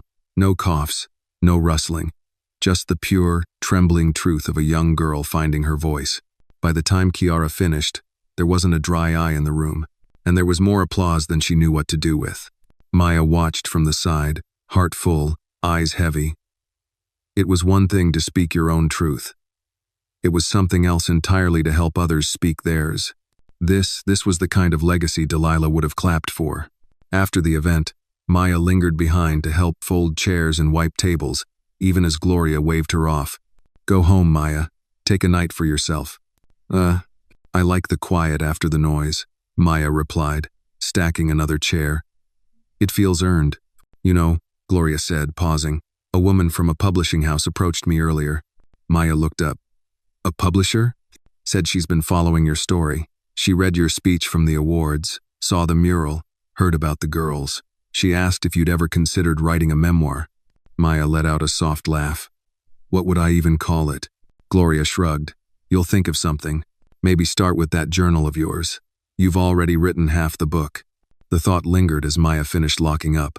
Writing her story had never been the goal, but maybe, now, it was the next right thing. That night, at home, Maya sat at her kitchen table once again. The envelope with Aubrey's drawing still sat beneath her journal. She flipped through the pages, all the letters, the reflections, the names of the girls she'd helped. Then she pulled out a blank sheet and wrote, Chapter 1. I was not supposed to be seen. She stared at the line for a long while, then added, but I was watching everything.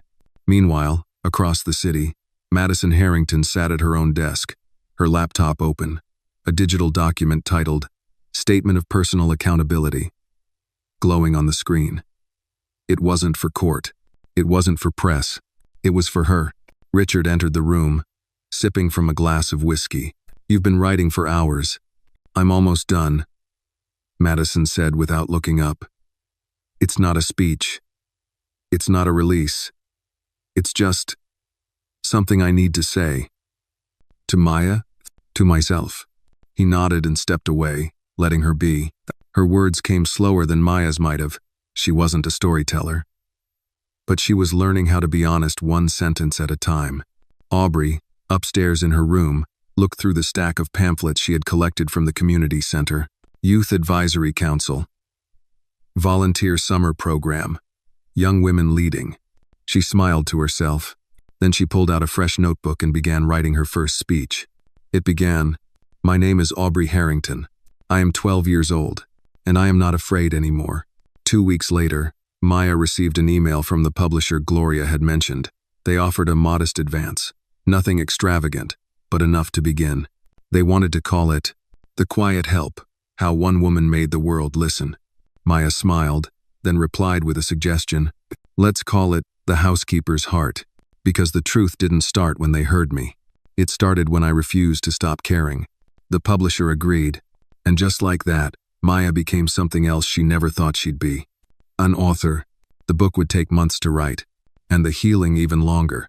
But for the first time in her life, Maya wasn't running. Not from fear, not from shame, and certainly not from her story. She was building something that would outlive her. A shelf with space for every name that had ever been forgotten. A room where every voice had a mic. A life where justice wasn't a courtroom. It was a circle of folding chairs and girls with trembling hands saying, This is what happened to me. And being believed. The first advance copy of Maya's book arrived in a thick manila envelope, dropped at her doorstep by a postal worker who didn't know he was delivering a piece of her soul. Maya held it carefully in both hands, her fingertips trembling as she peeled back the packaging. There it was, The Housekeeper's Heart. Her name printed in bold serif font, clean and unflinching. Maya Williams. She sat on the front steps of her apartment complex, the late afternoon sun falling soft on her shoulders, and opened the book. The first page was dedicated simply, To Delilah, you taught me that care is not submission, it's revolution. Maya hadn't cried in weeks. Not since the night of the storytelling event. But now, with the weight of her words resting in her lap, the tears came easy. She didn't wipe them away. Let them fall. Let them baptize this moment. She had spent years believing her voice was only meant for lullabies, prayers, and quiet reassurances in someone else's home. But now, it lived in print. In ink. In permanence. That night, she walked to the community center with the copy tucked under her arm. The girls were having their Friday night game session, board games, puzzles, and the occasional dance battle. Maya never wanted the center to be just a place for pain. It had to be joy, too. Healing didn't always look like tears. Sometimes it looked like laughter over spilled soda and a bad round of Uno. Miss Maya, Kiara shouted from across the room. Can we play charades again? But you have to be on my team this time. Deal, Maya laughed. Only if I don't have to act out injustice again. Kiara giggled. But you did it so good. Maya placed the book on the table by the window. A few of the older girls wandered over, eyes wide. "Is that your book?" one of them whispered. "It's not mine anymore," Maya replied. "It's ours." A week later, she received an email from a local college inviting her to speak at their Women's History Month panel. It wasn't a fancy university, but the message was respectful, the tone sincere. They wanted her to talk about labor, dignity, and the unseen contributions of domestic workers past and present. Maya had to read the email twice to believe it. She didn't own a degree. She had never been on a panel in her life, but something inside her, perhaps the same thing that once made her stay quiet in wealthy households, whispered, "Say yes." So she did. On the day of the event, she wore a modest navy blue dress and the same shoes she wore to Delilah's funeral, a reminder of where she came from and who she carried with her. The auditorium was small but full. Students with notepads, professors with quiet curiosity. A woman in the second row wept openly during Maya's recounting of the night she was accused, beaten, and fired. Maya didn't dramatize. She didn't embellish. She just told the truth, plainly. "I am not here to ask for pity," she told the room. "I am here to remind you that the people who clean your dorms, who pack your groceries, who raise your children, while you chase your dreams, we exist, and we matter, not because of what we suffer, but because of what we survive." The standing ovation was slow, but real. After the panel, a young student approached her. Black, soft-spoken, with nervous hands. "My grandmother was a housekeeper," the girl said. "She never talked about it. But reading your book, I feel like I know her better now." Maya placed a hand gently on the girl's shoulder. "Then that means she's still here." Back in her apartment, Maya received a text from Gloria. "You've got mail." At the center the next morning, Gloria handed her a thick envelope, this one marked with a seal from the National Domestic Workers Alliance. Maya opened it slowly, then froze. A full scholarship to attend a policy and leadership training in D.C. All expenses covered. Travel, hotel, meals. "They want you to represent us." Gloria beamed. "Not just our city, our whole movement." Maya blinked, speechless. I fold chairs. I read books to kids. And now," Gloria said, "you write laws, or at least help shape them." The following week, Maya stood at a podium in Washington, D.C., in front of a crowd of policymakers, activists, and domestic workers from every state. She was no longer just telling her story. She was using it to demand change. Her voice had grown stronger, clearer, less afraid of who might be listening. "We are not disposable," she said. "We are not background noise in someone else's success story. We are the foundation, and it's time we were treated like it." When she stepped down, dozens of hands reached out to greet her. Some were gloved in winter leather, others worn and calloused from decades of labor. All of them reached for her not as a symbol but as one of their own. That night, alone in her hotel room, Maya opened her laptop. Another email from Madison Harrington sat in her inbox. She hesitated before clicking. The subject line read, "An update from Aubrey." Inside, there was a short message and 2 attached photos. The first was a picture of Aubrey standing behind a podium at her school, giving a speech titled, "What Justice Looks Like in Middle School." The second was a scanned page from Aubrey's journal, a drawing of a heart-shaped key with the words, "Miss Maya taught me that truth is the key. Even when people lock the door." Maya read it 3 times, then closed the laptop. She didn't reply to the email, not yet. Some gratitude, she'd learned, wasn't owed in return. Some gifts were meant to live in the silence. Outside, the city moved on. Buses groaned. Horns echoed. People rushed through crosswalks chasing the urgency of their lives. But Maya stood still, on the edge of something she had never known before. A life that didn't just endure, but expanded. A voice that no longer whispered to survive, but spoke to transform. A heart that had been broken and still chose to open. And somewhere, in a classroom, a girl raised her hand, not to ask for permission, but to be heard. Maya hadn't planned to return to her old neighborhood anytime soon, the tiny corner of East Greenville where dreams were too often traded for survival. and memories clung to bricks like ivy. But when the invitation came, a local pastor requesting she speak at a block party honoring black domestic workers from the 1960 seconds to today, something inside her said yes before she had time to second guess. The church was one Maya used to walk past every day as a teenager, too ashamed to go in wearing scuffed shoes and hand-me-down jeans. Now, she stood on its modest front steps, a bouquet of tulips in one hand, a folder of prepared remarks in the other. Children darted between picnic tables. Music floated from an old speaker. Neighbors laughed over foil trays of baked mac and cheese and barbecue ribs. This wasn't a press event. No flashing cameras.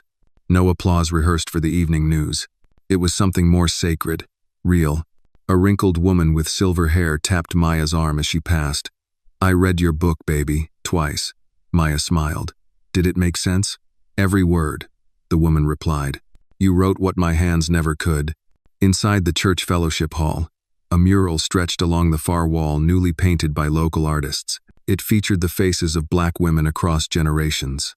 One ironing shirts in a white family's home, another cradling a child not her own, one in protest, fist raised beneath a banner, reading, "Dignity has no uniform." And at the end of the line, Maya, her likeness in overalls, head slightly tilted, hand placed gently on a young girl's shoulder. She gasped softly. It wasn't vanity that moved her. It was being remembered, seen. Pastor Jameson introduced her with a warmth only age could grant. "Today, we honor the stories they tried to silence, and we welcome back a daughter of this soil who made the whole country listen." Maya stepped up to the mic. No podium, just a folding chair and a borrowed microphone. The same way it all began. "I used to scrub floors and apologize for existing," she said, her voice steady. "But standing here now, I realize something. It wasn't the scrubbing that broke me. It was the silence. The pretending I didn't matter. That what I saw didn't matter."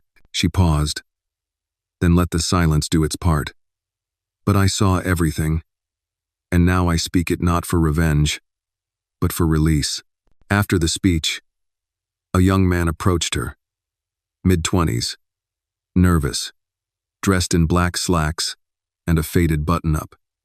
I'm the grandson of Opal Mayfield," he said. "She used to clean houses on Ridge Avenue. She passed 2 years ago, but your book," his voice caught. "It made me feel like I got her back for a little while." Maya nodded, eyes misting. "Then she's not really gone." Later that week, Maya received a phone call from Aubrey. "Guess what?" The girl beamed through the receiver. "They picked my essay to read at the school assembly." Maya laughed. "I'm not surprised. It's about how telling the truth is scary, but important. Just like you taught me." Maya's heart warmed. "Truth is heavy, baby. But when we carry it together, it don't break us." Aubrey grew quiet. "Miss Maya, will you come hear me read it?" Maya paused, not because she didn't want to, but because the idea of walking back into that school, the one where she'd once been ignored, where whispers trailed her like a shadow, made her chest tighten. "I'll be there," she said finally. "Front row." The day of the assembly arrived with a drizzle of spring rain. Maya wore a soft yellow blouse and carried a notebook, just in case inspiration struck. The auditorium was filled with parents, students, and teachers. Some she recognized from past interactions. Cold glances turned warm over time. Progress, Maya had learned, didn't always come as apology. Sometimes, it came as acknowledgement. Aubrey stood on the stage, holding her note cards with the kind of poise Maya never had at that age. She cleared her throat and began. "When I was younger, I thought being brave meant not crying. But now I think brave means standing up for people, even when no one claps for you." A hush settled over the crowd. "I learned that from Miss Maya. She wasn't a teacher at my school. She wasn't even family. But she taught me that silence is a kind of lie, and that the truth is worth everything." The room erupted in applause. Maya didn't clap right away. She was too busy holding back tears. After the event, as they walked through the hall, Aubrey clutched Maya's hand. "Did I do okay?"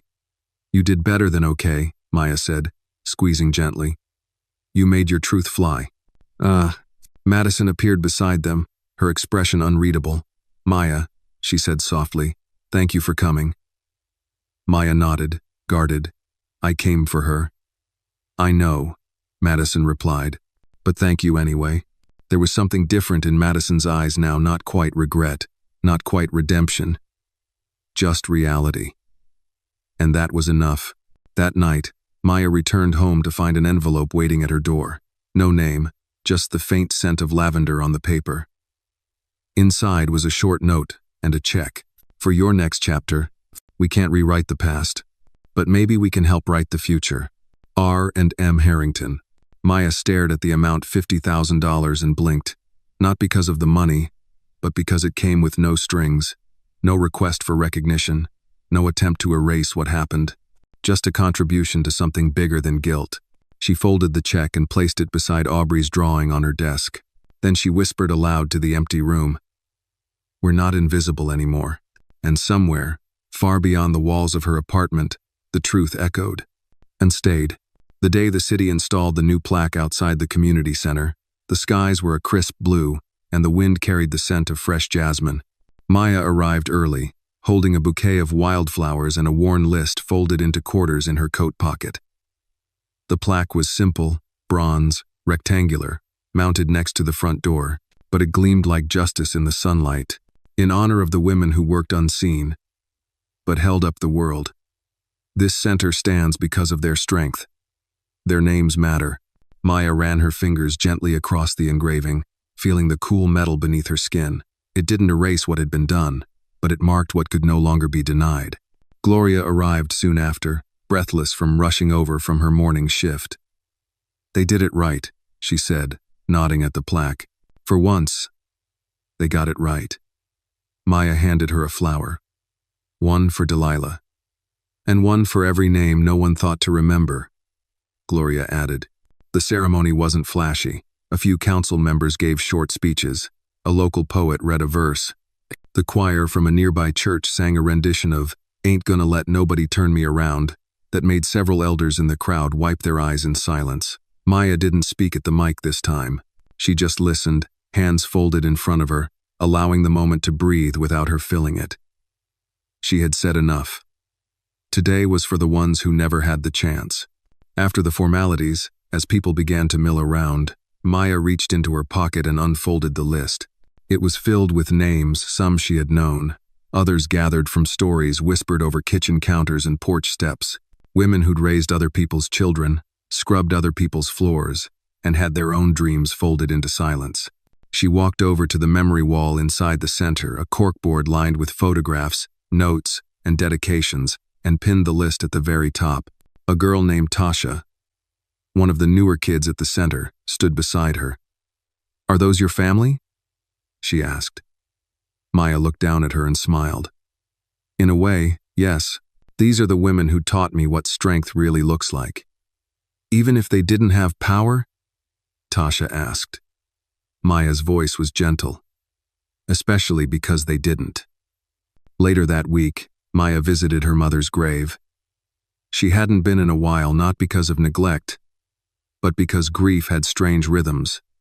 Some days it asked for silence. Other days, presence. Today, it asked for both. She knelt, brushing away the leaves from the headstone. "I did something, Mama," she whispered. "Something you never got the chance to."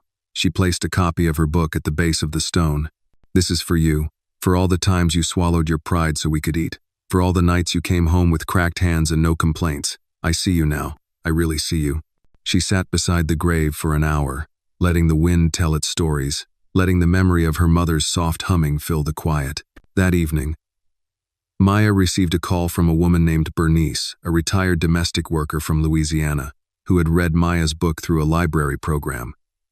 Her voice was raspy but strong. "I never knew I was allowed to feel angry about what they did to me," Bernice said. "But then I read your story, and I cried for the first time in 30 years. Maya closed her eyes, letting the words settle deep. "It's never too late to be heard," she replied.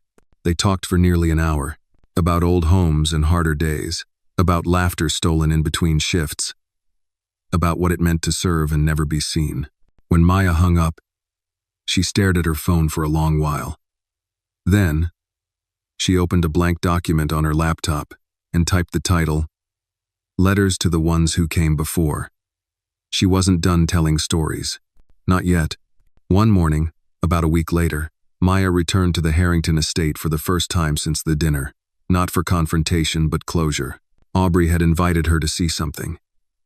"It's a surprise," the girl had said, giggling through the phone. "But I promise you'll like it." Maya hesitated at the front gate. The security system beeped, then clicked open.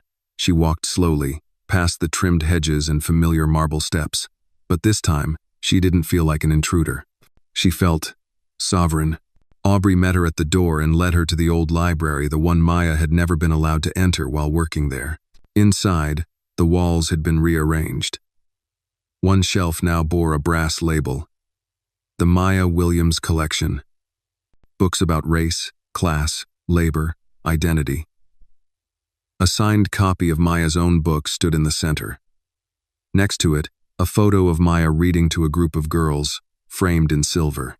"I asked my parents to let me do this," Aubrey said shyly, "because stories like yours belong here too." Maya felt her throat tighten. She reached out, running her hand over the spines. "You did this?" "With some help," Aubrey grinned. "But yes." Richard and Madison appeared in the doorway, holding back respectfully. "We understand if this doesn't change anything," Madison said quietly, "but we want it to mean something." Maya looked at them for a long moment. Then she nodded once, not in forgiveness but in acknowledgement. "It's not about changing the past," Maya said. "It's about choosing not to repeat it." She turned back to Aubrey, her voice soft. "You're going to change more than this house, little star." And Aubrey smiled like she believed it. That night, Maya returned home and lit a single candle on her kitchen table. Not for mourning, but for memory. She opened her journal and wrote, "Justice is not always a courtroom. Sometimes it's a shelf, a name remembered, a girl allowed to speak, a heart that never gave up."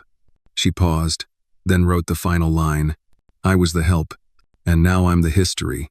Mel. The day Maya was honored with the city's Silent Pillar Award, she wore a cream-colored suit that had once belonged to her mother. Slightly altered to fit her frame, it still carried the scent of cedar and the quiet resilience stitched into every thread. The award ceremony was held at the old Liberty Hall, the same place where, decades ago, domestic workers had been denied entrance through the front door. Now, Maya stood at the center of its grand ballroom, flanked by leaders, educators, activists, and families who had gathered not to celebrate a symbol but a woman. Outside, banners fluttered with her face, the words, "Justice through compassion," printed beneath. Inside, the hush was respectful, reverent, not out of obligation, but recognition. Maya stood behind the podium, her speech in hand, but before she read a single word, she looked out across the audience and caught sight of Gloria in the third row, tears shining in her eyes. She saw Aubrey sitting beside her, holding a flower, a single sunflower, Maya's favorite. She saw Madison and Richard at the back, silent but present. And the women from the community center, some with walkers, some with children on their laps, all holding pieces of the story Maya had carried forward. She took a breath and began. "I once thought my job was to stay quiet, to make beds and meals and messes disappear without leaving a trace. But I've come to understand that silence is not the same as peace. That erasure is not grace. That invisibility is not humility." She paused. "I was not born to be hidden." Murmurs of agreement rippled through the room. Maya continued, voice firm, but warm.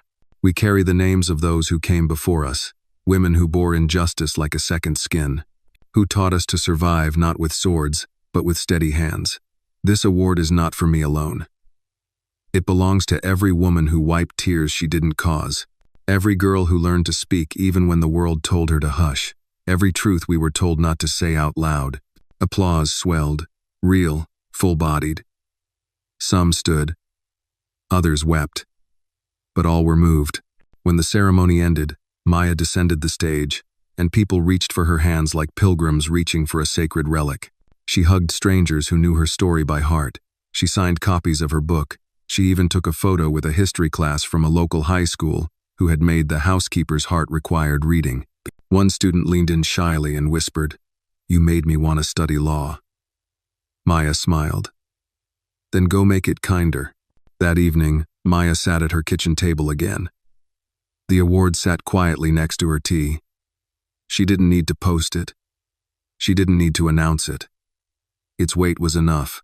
On the table, beneath the candle she lit each evening, lay the next manuscript still unfinished, but alive. Letters to the ones who came before. She would finish it slowly, thoughtfully, not rushed by deadlines or publishers. This one was sacred, a living archive of the forgotten.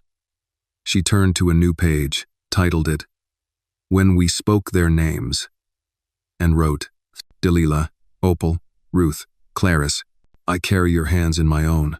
I carry your prayers in my spine. I speak your names not as ghosts, but as seeds.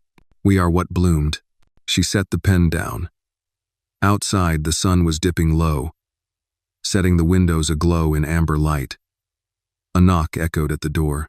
Maya opened it to find Aubrey, her backpack slung over one shoulder, cheeks flushed from the cold. "I just wanted to say thank you," she said breathlessly, "for everything." Maya gestured her in. "You know my door's always open, baby."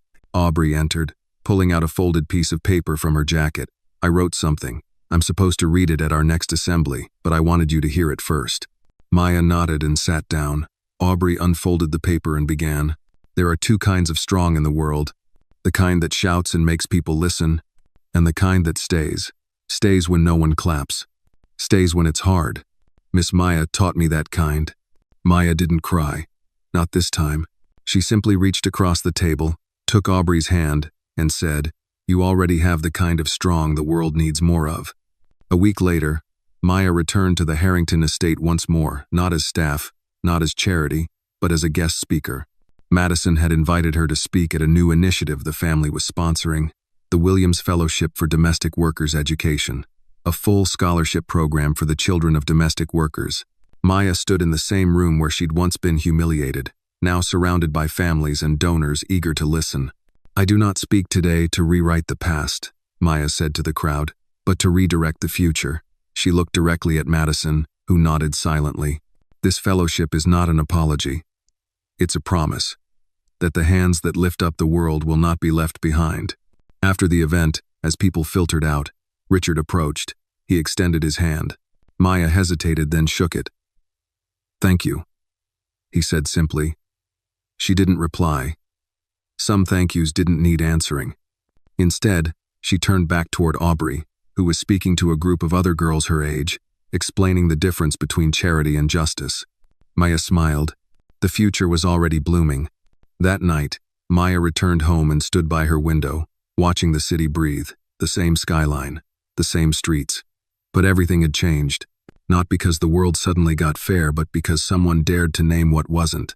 She opened the window slightly, letting the spring air in. In the distance, she heard laughter, young voices, bold and unafraid. She whispered into the breeze, "We are not forgotten." And for the first time in a long time, the night whispered back, "We never were." Maya's journey reminds us that dignity doesn't come from the titles we hold, but from the truth we dare to speak. In a world that often forgets the quiet labor behind closed doors, her voice rose from the silence to demand justice not just for herself, but for generations of women who were unseen, unheard, and underestimated. Her courage teaches us that change doesn't always come with noise or anger sometimes. It comes when one person stands their ground with grace and refuses to be erased. This story is not only about race or class or power, it is about humanity. It is about choosing compassion over convenience and recognizing that behind every uniform is a name, a family, a life that matters. If we listen closely, we'll hear their stories. And once we do, we can never go back to silence.